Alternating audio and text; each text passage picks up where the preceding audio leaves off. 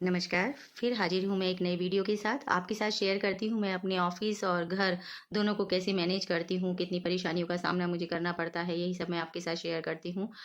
जैसे कि आप देख रहे हैं ठंड काफ़ी बढ़ चुकी हैं, जाड़े शुरू हो गए हैं और दिन भी छोटे होने लगे हैं। तो 2 दिन से बारिश आ रही थी तो ठंड अचानक बहुत ज़्यादा बढ़ गई है। जैसे मैं आज ऑफ़िस पहुँची, 10 बजे का टाइम है, मैं हमेशा अपने टाइम से ऑफ़िस पहुँचती हूँ, हालाँकि सभी लेट आते हैं, कुछ लोगों को छोड़कर, ऐसा नहीं है। 2-3 लोग अच्छे लोग मतलब टाइम से भी आते हैं, उनमें से एक मैं भी हूँ। टाइम से अपने ऑफ़िस जाती हूँ, मैं 10 बजे पहुँच जाती हूँ, चाहे मुझे कितनी भी दिक्कत का सामना करना पड़े, जबकि मैं घर का सारा काम करने वाली अकेली हूँ और घर को भी सँभालने वाली और बाहर के भी सारे काम करने वाली, यहाँ ऑफ़िस भी देखना, बच्चों का स्कूल वगैरह सब कुछ मुझे खुद ही करना होता है। लेकिन फिर भी मेरे को ये रहता है कि अपना काम जब टाइम है 10 बजे से तो 10 बजे जाओ। मैं अपने टाइम पे ऑफ़िस पहुँच जाती हूँ और जैसे कि मैं आज ऑफ़िस पहुँची 10 मिनट लेट हो गई थी क्योंकि मुझे ऑटो नहीं मिला स्टॉपेज से बहुत देर तक बारिश का मौसम था, सब कीचड़ हो रही थी सड़कों पर, तो ऑटो नहीं मिला, थोड़ी लेट हो गई। 10 बज के 10 मिनट पर तो देखा पूरा ऑफ़िस खाली था, जो मतलब टाइम से आते थे वो भी टाइम से नहीं आए, वो भी 11 बजे आए, कुछ छुट्टी पर थे और फिर कुछ 11:30 बजे, कुछ 11:15 बजे ऐसे आए। तो फिर मैंने सोचा अब मैं भी थोड़ा-सा देखूँगी अगले दिन से मतलब थोड़ा-सा टाइम डिले करना की कोशिश करूँगी, बट मेरे को डर लगता है क्योंकि मेरे पीछे डीए सर और भी जो 1-2 जने हैं वो मतलब पीछे पड़े रहते हैं, मुझे टॉर्चर करते हैं, परेशान करते हैं कि छोटी-छोटी बातों पे गलतियाँ नहीं निकलती तो गलतियाँ निकालते हैं और कुछ नहीं तो अभी नहीं ये टॉपिक अगर मैं थोड़ा-सा भी लेट 2-3 मिनट, हालाँकि वो बहुत देर से आते हैं फिर भी, लेकिन चुगली लगाने वाले लोग हैं ना पीछे बैठे हुए, तो वो चुगली लगा देंगे। हालाँकि तो फिर मैं सोचती हूँ क्या फ़ायदा, मैं किसी को क्यों मौका दिया जाए बदतमीज़ी करने का, इसलिए फिर मैंने अपना टाइम से जाती हूँ। और देखिए मेरे पास जो बैठती है उसकी तो सास है घर में करने वाली, पति है, देवर हैं और पूरा परिवार है काम करने वाला, तो भी वो 11:15 11:30 से पहले नहीं आती। मतलब इतना बहाना बनाती है और मेरे को क्या है, एक प्रॉब्लम है कि विंटर का समय है और बहुत दूर घर है।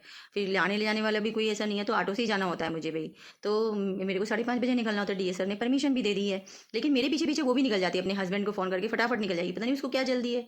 जबकि भई तुम्हारे तो घर में लाने ले जाने देवर है ले जाने वाला, ससुर है, पति है, इतने सारे जने हैं, फिर भी नकल करती है, बहुत नकल करती है मेरी। मुझे समझ में नहीं आता, उसको शर्म नहीं आती कि तुम मेरी नकल क्यों करती है भई?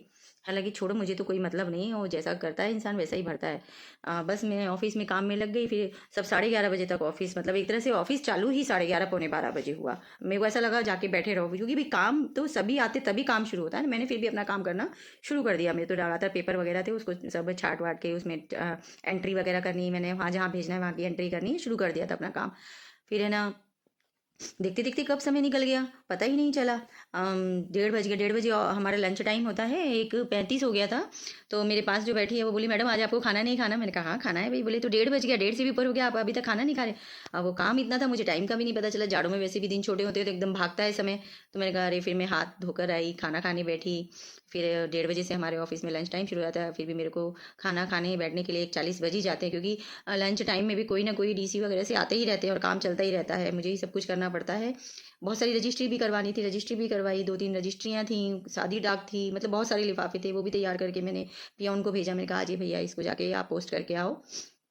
सारी डाक पोस्ट करवाई, फिर डीए सर आ गए, बोले मैडम ये है ना अर्जेंट है, इसको आप डिस्पैच कर दो, इस पर साहब के सिग्नेचर नहीं है, क्योंकि आज साहब छुट्टी पर थे। तो अब डीए सर ने बोला था, हालांकि मैं कभी भी वो चीज़ डिस्पैच नहीं करती हूँ जिसमें डी साहब के सिग्नेचर ना हो, लेकिन डीए सर ने कहा था तो फिर मैंने कर दिया डिस्पैच। और फिर और पेपर पे नंबर नहीं दिया, क्योंकि जहाँ पे उनके सिग्नेचर थे वहीं नंबर दिया। उन्होंने बोला ये बड़े ऑफिस में भेजना है, इसको भेज देना, इसको मैंने मार्क कर दिया। मैं ठीक है सर जैसे आप बोले, क्योंकि डीए सर ने बोला तो मुझे करना पड़ेगा, मैंने कर दिया। और बाकी के पेपर डीए सर को वापस कर दिया, क्योंकि उसमें डी साहब के सिग्नेचर होने आवश्यक है। और बस काम की व्यस्तता में पूरा दिन निकल गया, कब 5:30 बज गए। तो फिर बस घर आने की तैयारी, और वो मेरे पीछे पीछे फटाफट भागती है। मैंने उससे कहा भाई तू 10 मिनट तो रुका। बोले मैडम आप जा रहे हो? अरे तुम्हारा हस्बैंड लेने आ रहा है तो 10 मिनट तो रुक जाना। मैंने कहा मेरे पीछे पीछे मत भागना, कुछ अर्जेंट काम आ जाए। हो मैडम कहती थी, फिर भी निकल जाती, मुझे पता है वो भी 5:30 बजे निकल जाती एकदम मेरे पीछे निकलती, लेकिन मैं कहती चलो कोई नहीं, मुझे क्या लेना देना। हाँ, तो फिर मैं निकल गई, बड़ी ऑटो मिला, थोड़ा पैदल चलना पड़ा, कम से कम 10-12 मीटर मुझे पैदल चलना पड़ा। फिर ऑटो मिल गया था, ऑटो से फिर मैं बस स्टैंड तक आई, वहाँ से फिर मैंने सब्जी ली, क्योंकि घर में सब्जी कुछ भी नहीं थी। मतलब क्या बनाऊँ क्या नहीं बनाऊँ, एक तो मेरे को मेरा दिमाग इतना परेशान रहने लगा है। मेरे बेटे को उसका ट्राइग्लिसराइड बढ़ा हुआ आया है, उसको कोलेस्ट्रॉल बढ़ा हुआ आया है, उसके हार्ट में प्रॉब्लम आई है। तब से मेरा दिमाग बहुत परेशान है, इतनी छोटी उम्र और इतनी सारी प्रॉब्लम्स में कैसे मतलब मैनेज करूँ, मुझे कुछ समझ में नहीं आ रहा। कौन सा डॉक्टर है, कैसे डॉक्टर को दिखाऊँ? डॉक्टरों ने लूट मचा रखी है, जिनके पास भी जाओ टेस्ट लिख देते हैं बहुत बहुत सारे, और टेस्ट करवाते रहो, फिर दूसरे डॉक्टर के पास जाओ, उसकी समझ में नहीं आए वहीं की वहीं पड़े रहो। मतलब जीरो से शुरुआत करो, फिर वापस टेस्ट करवाओ, फिर जीरो से शुरुआत करो, बड़ा दिमाग परेशान है।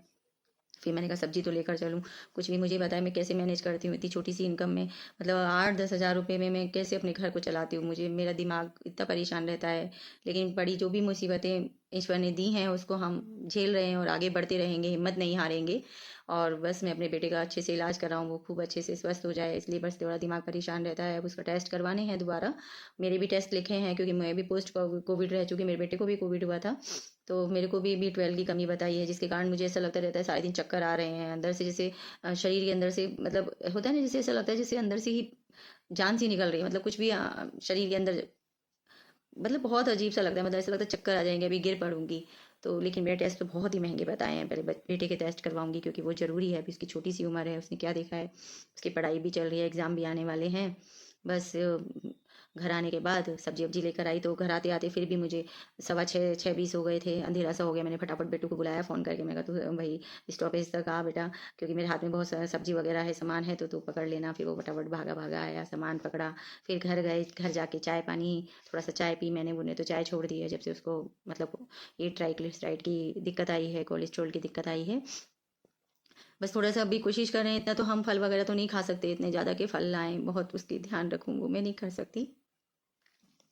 लेकिन हाँ, कोशिश कर रही हूँ जितना भी है वो हेल्दी खाना खाए, बिल्कुल बिना ऑयल के वो खाना खाने लग गया है। और फिर अब इसके बस टेस्ट करवाने हैं मुझे, फिर डॉक्टर से वापस मिलने जाना है, क्योंकि डॉक्टर भी आजकल मुझे समझ में नहीं आता, अच्छे डॉक्टर पता नहीं कहाँ चले गए हैं, और सब डॉक्टर ऐसे हो गए लूटने वाले, बस पैसा हड़पने वाले, बस टेस्ट टेस्ट लिखते हैं क्योंकि उनका कमीशन होता है, दवाई की बता देते हैं दुकान, क्योंकि वहाँ पे भी उनका कमीशन होता है। खैर जो भी है, बस ये ब्लॉग में ही मतलब पूरा करती हूँ। बहुत सारी बातें हैं कहने के लिए, लेकिन बातें तो चलती रहेंगी। बस आके बस मैंने खिचड़ी बनाई है, उसके लिए भी अच्छी रहेगी, मेरे लिए भी अच्छी रहेगी, दाल चावल की खिचड़ी बनाई है, बस अब खिचड़ी खाएंगे और सो जाएंगे। फिर सुबह के साथ, फिर नए दिन के साथ, नए दिन की शुरुआत होगी। और फिर